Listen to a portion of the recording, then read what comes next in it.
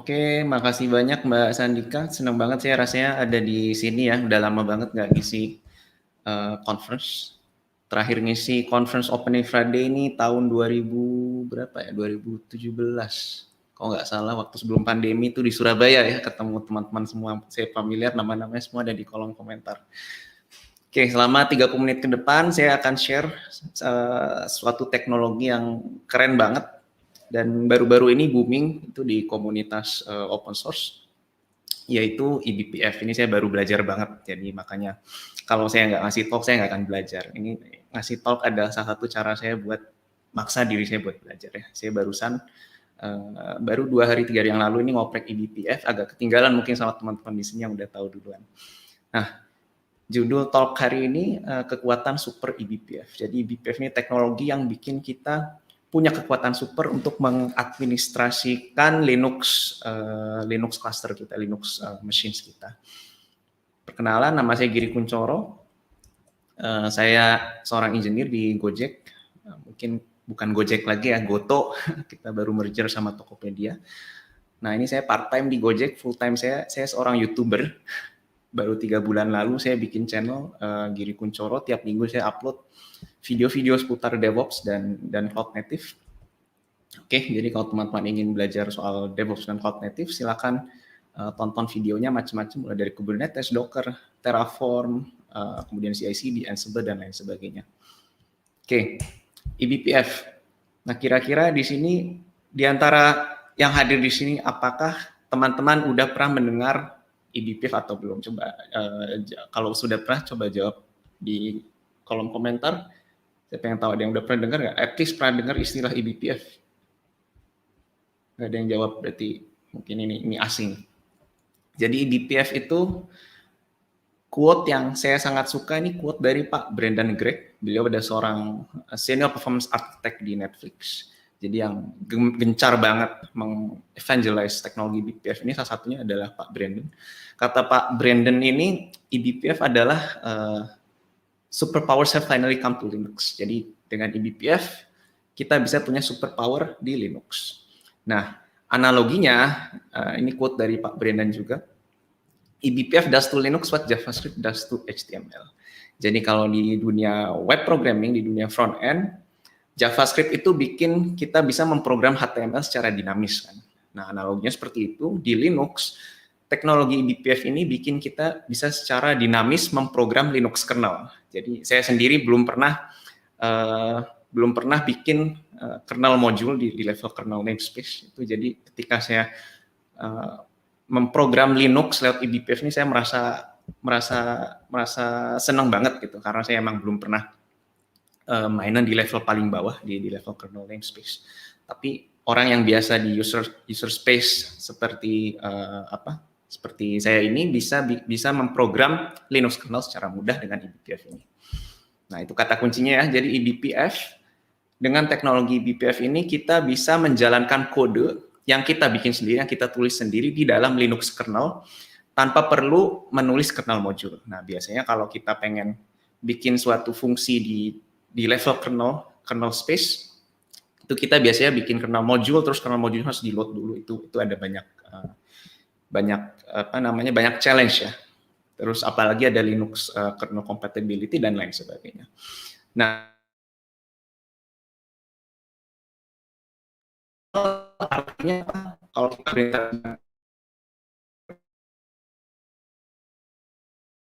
syscall-nya apa? Syscall-nya adalah BPF.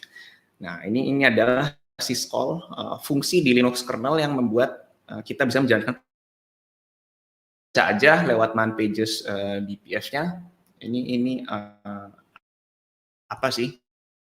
Nah, kata man pages-nya, BPF system call ini bakal melakukan banyak sekali operation ya, range of operations, ada banyak sekali. Nah, kemudian jadi ada 2 BPF sebenarnya. BPF itu extended version dari BPF-nya atau Berkeley Packet Filter. Ada CPBF, itu classic version BPF. Nah, jadi kita menulis BPF programs yang mana ini bakal di-load oleh kernel secara aman. Jadi program kita didesain sedemikian rupa sama BPF ini supaya nggak nggak bikin komputer kita nge-crash, nggak bikin Linux kernel kita nge-crash. Karena kalau Linux kernel nge-crash kan itu bahaya banget ya. Jadi by design, program eBPF yang kita tulis ini cannot harm the running system. Kemudian eBPF ini mengextend BPF-nya juga dengan memanggil berbagai macam in-kernel helper function. Jadi di dalam Linux kernel ini dia menyediakan kita helper function yang bisa kita pakai, kita gunakan dari user space. Dan terakhir ini yang sangat seru adalah si BPF ini bisa mengakses data structure yang shared data structure seperti eBPF maps atau hash map. Kita bisa punya hash map yang letaknya di kernel space. Jadi kalau letaknya di kernel space itu semua syscall atau semua proses di dalam kernel space itu bisa mengupdate map ini yang bisa kita baca dari user space. Itu canggihnya di situ. Lanjut lagi halaman selanjutnya di man pages BPF ini, gimana cara kita nulis eBPF program? Ini kita tulis, oh ya sebelumnya agenda saya ini kurang lebih man pages ini menggambarkan agenda yang bakal saya bicarakan hari ini. Kita akan bahas operationnya, kita akan praktek menulis program eBPF, kita bakal melihat gimana sistem Linux itu memverifikasi program kita, terus kita bakal bahas sedikit tentang internal helper function dan data struktur eBPF maps. Nah, gimana cara kita menulis eBPF program? Jadi eBPF program itu ditulis dalam bahasa C. Jadi sebenarnya bukan C banget, tapi namanya restricted C atau limited C. C yang minimal gitu ya. Nah, terakhir saya nulis C itu waktu zaman kuliah, waktu saya masih suka ngoprek robot gitu ya. Udah lama banget sebenarnya nulis C, tapi kita hari ini bakal nulis C sedikit. Nah, bahasa C yang kita tulis ini bakal dikompil oleh yang namanya CLang. CLang ini compiler yang bakal nge-compile program C kita ke eBPF bytecode. Nah, eBPF bytecode ini yang bakal dibaca oleh mesin, bakal dibaca oleh Linux kernel. Nah, CLang ini apa? CLang ini compiler yang ada di dalam project namanya LLVM. Nah, ini saya juga baru dengar sekarang LLVM ini katanya nggak ada singkatannya, tapi LLVM ini project yang cukup besar yang mencakup compiler dan berbagai toolchain teknologi.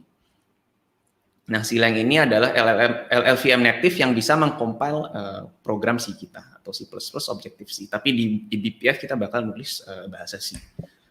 Nah, lanjut lagi ke man pages BPF-nya.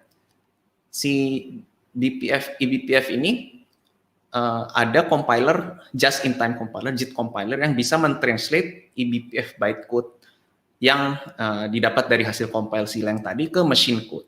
Jadi machine code ini yang bakal dibaca oleh Linux kernel di hardware apapun arsitekturnya. Oke. Nah, sekarang kita langsung aja kita bakal menulis hello world di eBPF yang nanti dijalankan oleh kernel gitu ya. Ini kita lihat canggihnya seperti apa. Kalau kita nulis bahasa C itu kan mungkin teman-teman yang familiar dengan bahasa C itu kan repot banget. Soal toolchain-nya ya, kita milih compiler, kita ngedownload toolchain macam-macam itu ada banyak banget. Nah, repot kan? Untungnya untuk menulis eBPF ini, teman-teman di komunitas sana bikin framework yang namanya BCC. Jadi BCC ini adalah framework yang bisa kita pakai buat menulis BPF program secara mudah. Nah, jadi BCC ini terdiri dari language support, ini kita sebut front-end language. Jadi buat kernelnya itu kan bahasa C, tapi interface-nya itu bisa pakai Python, Lua atau C++ yang wrap itu semua atau di user space kita ya. Nah, terus BCC ini terdiri dari LLVM juga. Jadi LLVM si CLang-nya ini bakal nge-compile program kita ke eBPF bytecode tadi dan ke machine code. Terus di BCC ini nyediain kita BPF function. Ini adalah wrapper buat ngebantu kita nge-call BPF syscall. Oke, langsung aja kita praktek. Jadi di sini saya punya Linux machine, ini Ubuntu Bionic. Kernel saya versi 4.15. Jadi udah saya tes di Bionic kernel 4.15 ini BPF-nya jalan. Jadi sebenarnya BPF ini udah ada di dalam kernel versi 2.5 kalau nggak salah, itu BPF masih primitif.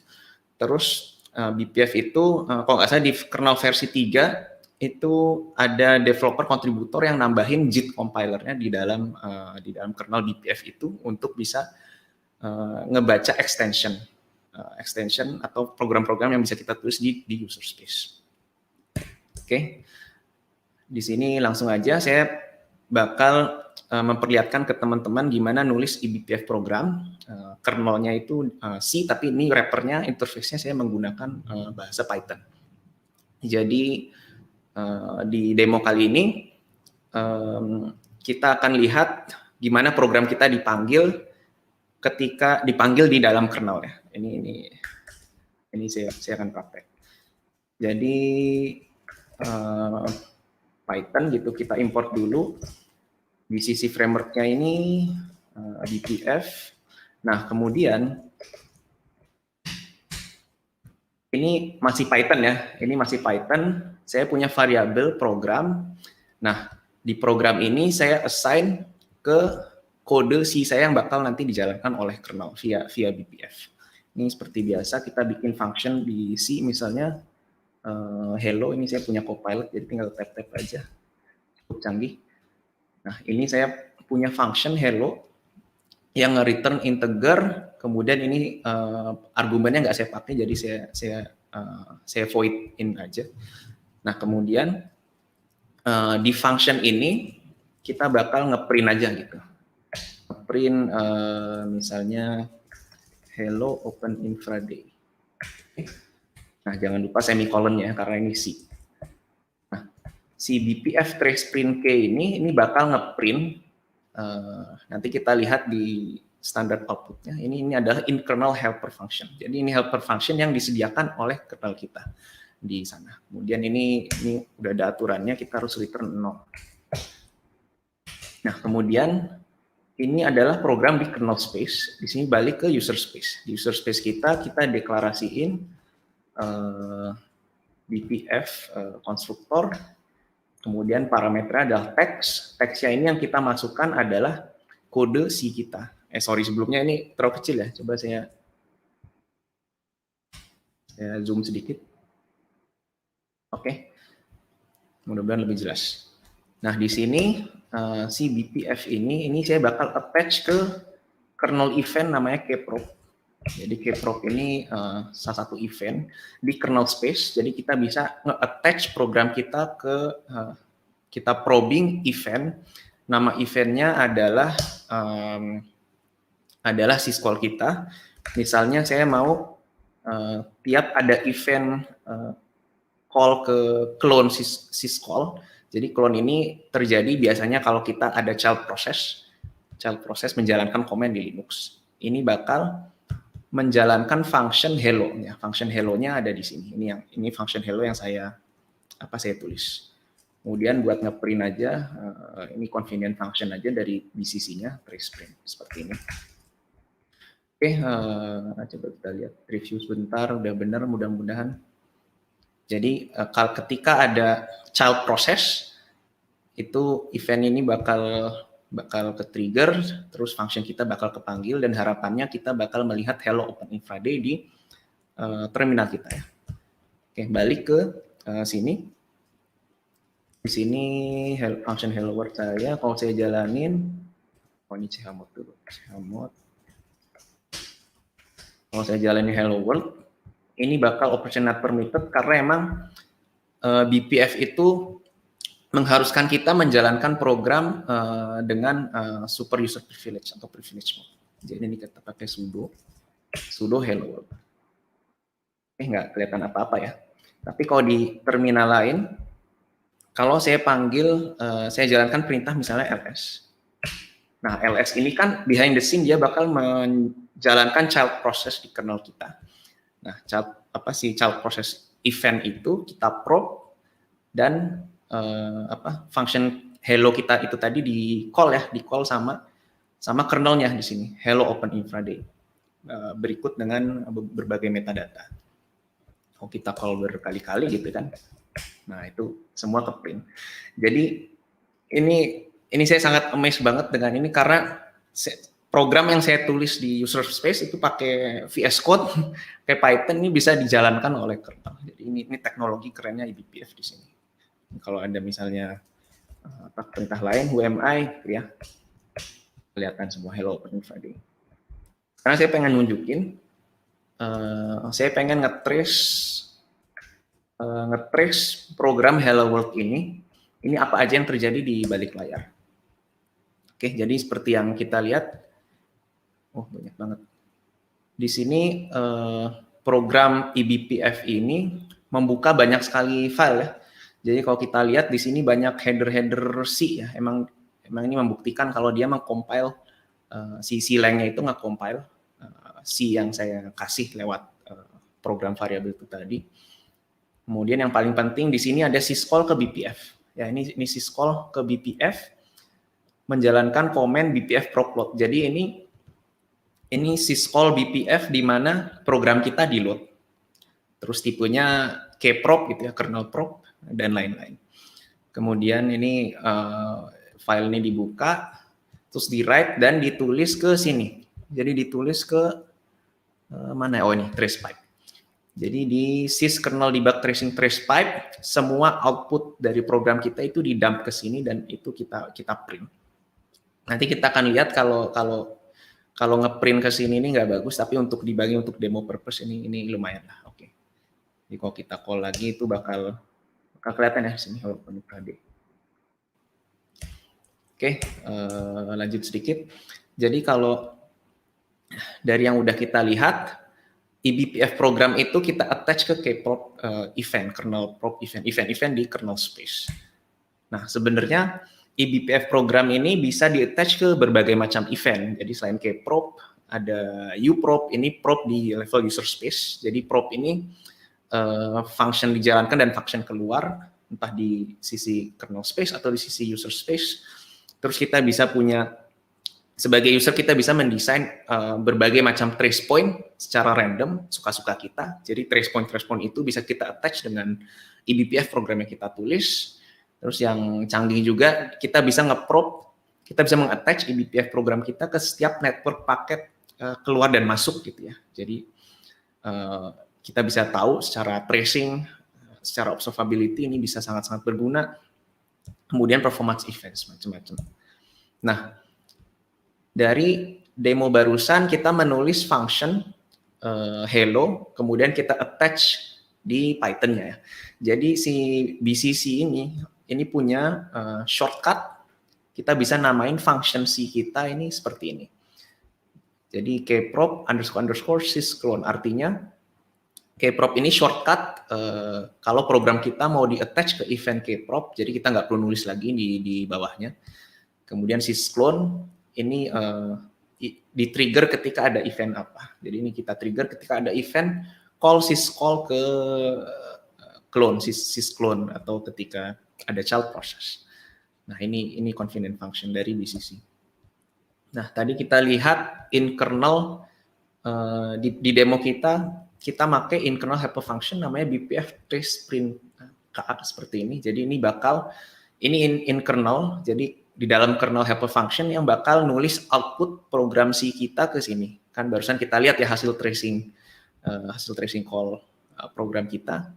Output kita bakal di dump ke sini. Syskernel debug tracing trace pipe. Nah, ini in practice ini nggak recommended karena ini global sifatnya. Jadi kalau ada banyak sekali proses yang ngedump output ke sini itu bakal jadi bottleneck, atau ketika ada concurrent akses gitu atau concurrent dump itu bakal ngeblok dan lain sebagainya. Nah, cara yang lebih baik adalah dengan menggunakan eBPF maps. Jadi ini data struktur yang bisa kita pakai di kernel space buat ngedump data-data kita dan nanti di print. Jadi map ini adalah generic data structure buat nyimpen berbagai macam tipe data. Jadi di kernel itu walaupun primitif banget, tapi rupanya si data struktur eBPF maps ini bisa sangat rich buat nyimpen berbagai macam tipe data. Jadi kita bisa nyimpen tipe data array, tipe data hash dan lain sebagainya. Oke.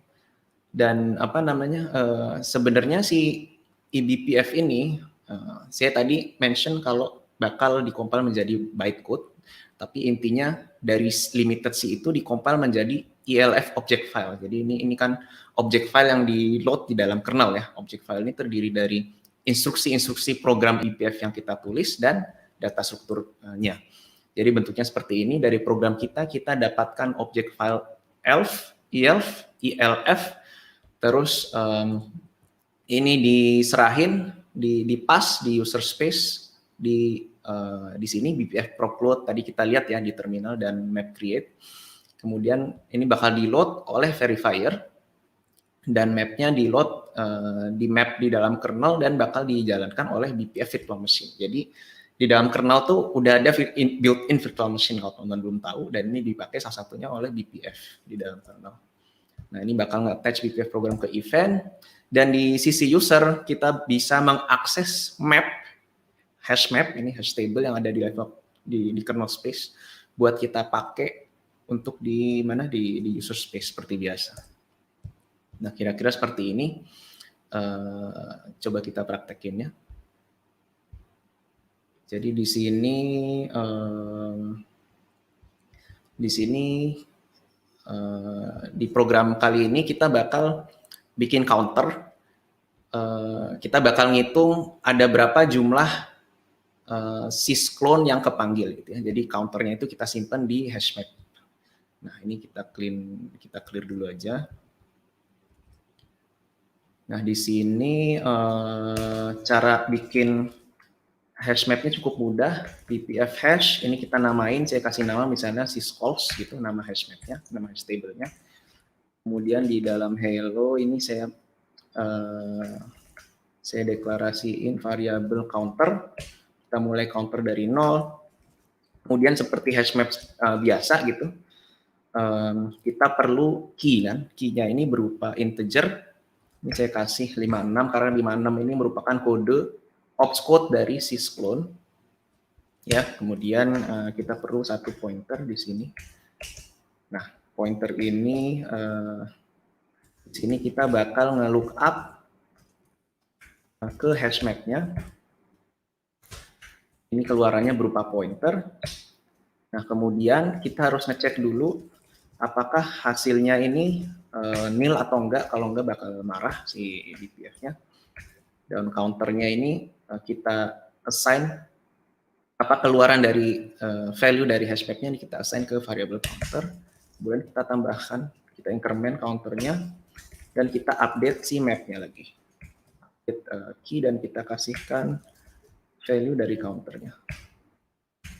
Oke, syscalls update, oke sudah benar. Nah kemudian sekarang yang menarik di sisi user space ini saya mau ngeprint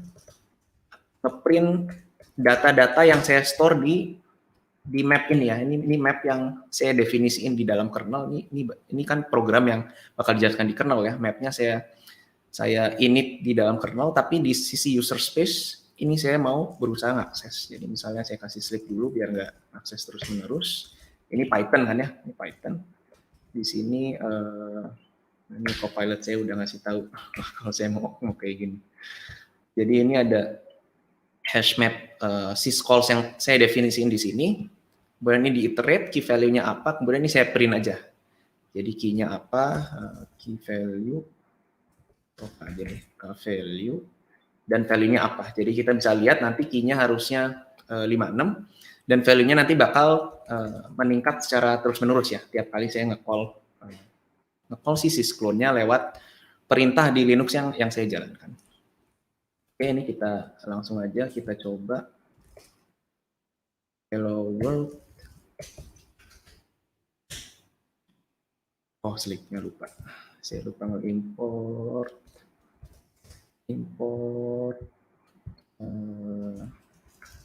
From time import sleep. Atau pilot saya ngasih tahu. Kita jalanin lagi. Nah, ketika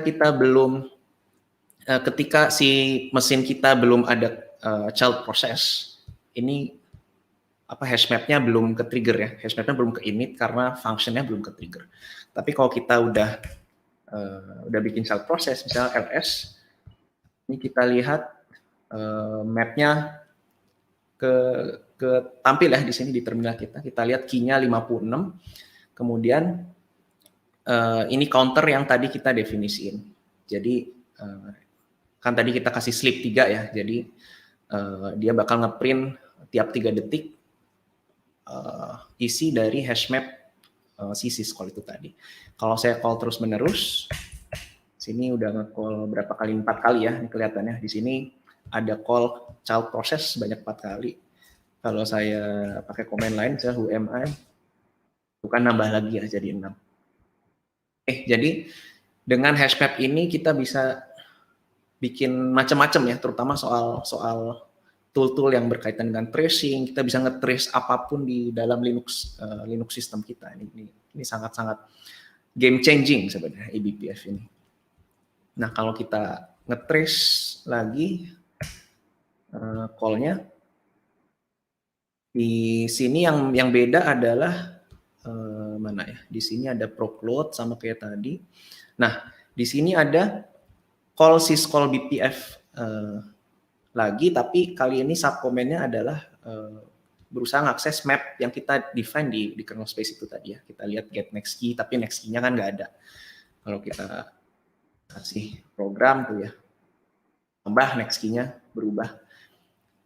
Ya, seperti ini. Oke. Jadi itu tadi saya demo soal penggunaan data structure BPF maps di kernel yang kita akses lewat Python ya, kita akses di sisi user space. Nah, kita tadi sempat pakai juga eBPF helper function. Jadi ini helper function yang pakai untuk berinteraksi dengan in-kernel helper function tadi, itu ya. Atau kita bisa juga tahu konteks si event program kita ini kepanggil kapan, di PID-nya apa, timestamp-nya apa, ini bisa berguna di situ. Nah, tadi kita pakai ya BPF trace print K, kemudian ada juga BPF map elemen dan lain-lain, ini kita nggak pakai barusan. Nah, kemudian yang bikin aman adalah si eBPF ini dilengkapi dengan verifier, jadi program kita ini aman dijalankan di dalam kernel. Nah, kalau kita lihat, kan tadi saya ngecek ya kalau pointernya ini kosong atau enggak. Sekarang kalau kita komen gimana? Ini sebenarnya valid. Kalau di sini masih valid, jadi compilernya nggak akan komplain.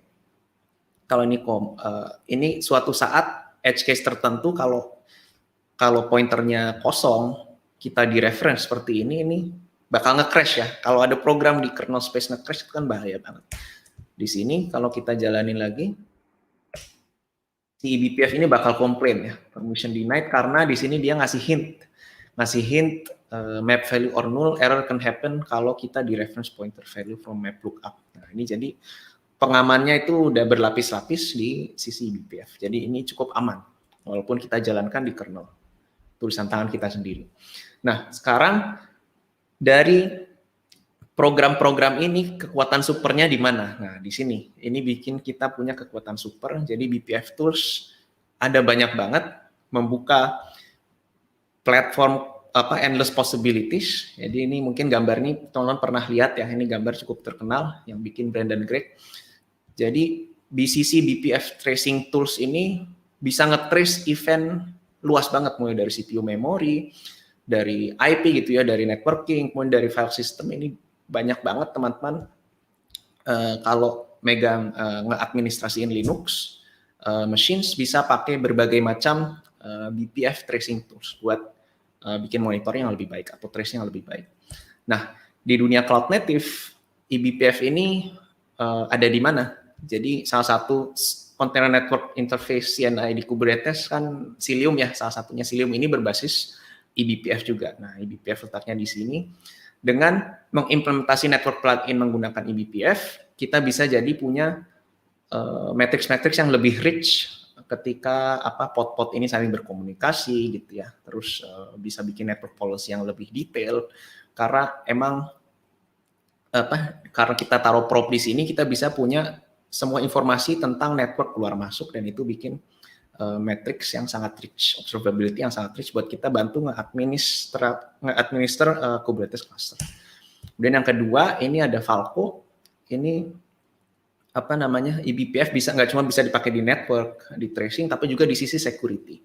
Jadi dari situ kita bisa nge-trace security di level kernel, di level container, dan juga di level cluster.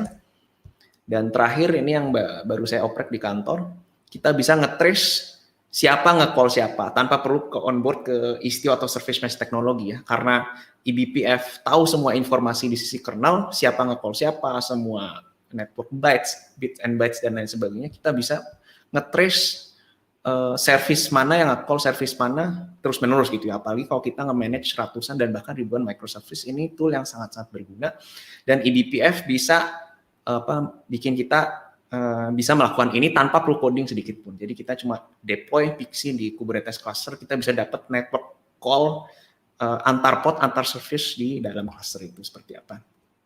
Oke, waktu saya sudah habis.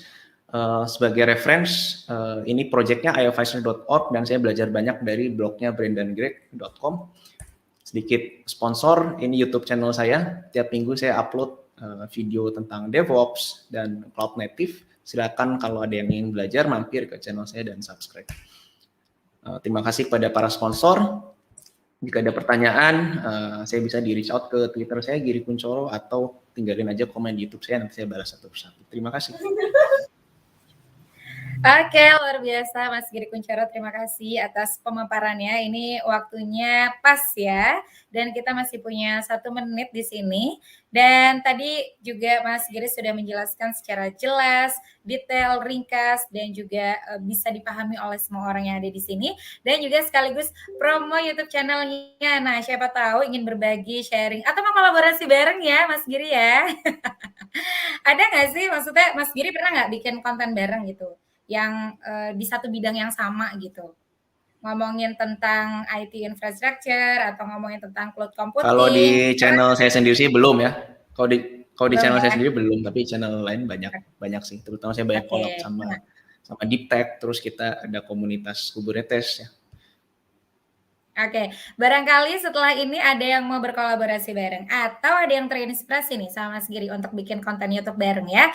Karena di situ kita selain bisa memberikan informasi atau berbagi ilmu, itu sebagai aktivitas atau wadah aktualisasi diri ya Mas ya gitu. Jadi bisa lebih produktif lagi. Siapa tahu kan di situ kita bisa dapetin banyak ilmu ya kan, dapetin networking baru dan lain-lain. So, terima kasih kepada Mas Giri Kunchoro atas pemaparannya. Nah, sebelum ditutup ya, untuk di sesi kali ini, ada yang ingin bertanyakah? Nah, kalau di sini tuh ada pertanyaan ya dari Pak Yusuf, apakah ditujukan kepada Mas Giri? Sepertinya iya ya, karena sama panitia udah dinaikin nih pertanyaannya ya. Oke, jadi di sini pertanyaannya ditujukan kepada Mas Giri dari Bapak Yusuf. Ini kayaknya kalau ada reward peserta teraktif, Pak Yusuf peserta teraktif ya. Jangan-jangan nanti dapat berprestasi Pak Yusuf juga nih. Oke, kalau gitu pertanyaannya adalah gear multi tradingnya gimana by the way? Silahkan dijawab langsung Mas Giri. Multi tradingnya saya sendiri belum nulis BPF program multi trading, tapi asumsi saya sih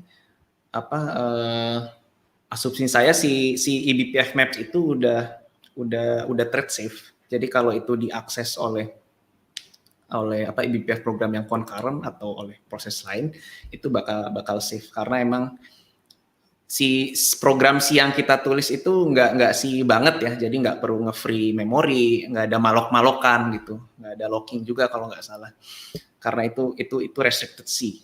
Nah dari situ menurut asumsi saya sih pengamannya udah banyak, tapi saya belum coba sendiri. Mungkin ada yang bisa bantu jawab juga, silahkan dibantu di komentar juga ya. Saya baru belajar juga. Okay. Ini saya tuh dari tadi merhatiin gitu loh Mas Giri ya, di kolom komentar ini Pak Yusuf ini kan sangat aktif sekali, jangan-jangan sudah kenal gitu ya sama Mas Giri. Udah kenal belum sih Mas? Jelas. Jelas lah. Ini kode sebenarnya Mas. Namanya familiar semua kok. Kode minta bikin konten bareng kayaknya di sini ya. Biar bisa sama-sama sharing bareng. Karena tadi aku juga ngebaca di kolom komentar Mas Giri juga saling menanggapi satu sama lain gitu kan ya. Memang kan kalau di komunitas OpenStack Indonesia Betul, saling kenal satu sama lain ya dan bisa saling mendukung. Well, terima kasih sekali lagi Mas Giri Kunchoro. Tadi aku dibilang grogi loh, padahal aku nggak grogi. Pak Yusuf bisa aja deh ya. Oke, terima kasih Mas Giri sekali lagi atas kehadirannya. Mudah-mudahan ilmunya sangat bermanfaat dan tentunya kita akan bertemu lagi di lain kesempatan. See you, have a nice Oke, day. makasih Mbak Terima Sandika, makasih kasih. semua.